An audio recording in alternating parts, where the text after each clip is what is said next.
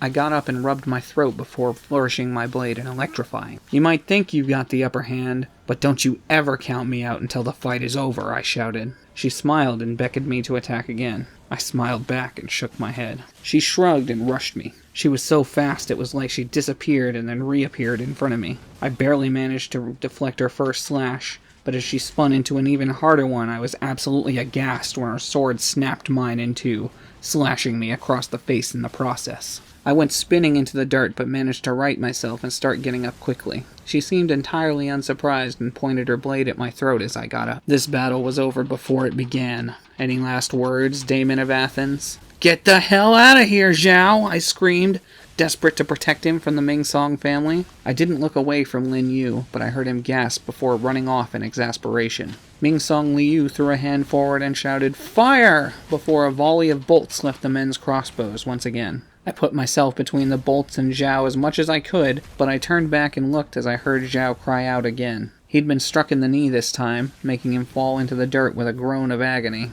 "Damn it," I said to myself, looking back to Lin Yu as the broken sword shook in my grasp. She looked extremely satisfied, smiling smugly down at me as her purple eyes pierced my soul. It reminded me of someone. I couldn't help but back away as she started approaching, but she vanished. My eyes darted in every direction as I scanned the environment for her, but I froze when I felt her breath on my neck. I leaped forward to try and escape her attack, but I underestimated the length of her blade. If I hadn't ducked my head, she would have taken it off. Instead, she slashed me badly across the front and side of my head, cutting off a ton of my hair and getting blood in my eyes. "I hope you've made your peace," Lin Yu said, surprising me when she sounded a little sad. I was on the ground with my back to a tree as I desperately tried to wipe the blood from my eyes when I felt the tip of her blade touch my throat. But everyone froze when we all heard something strange approaching.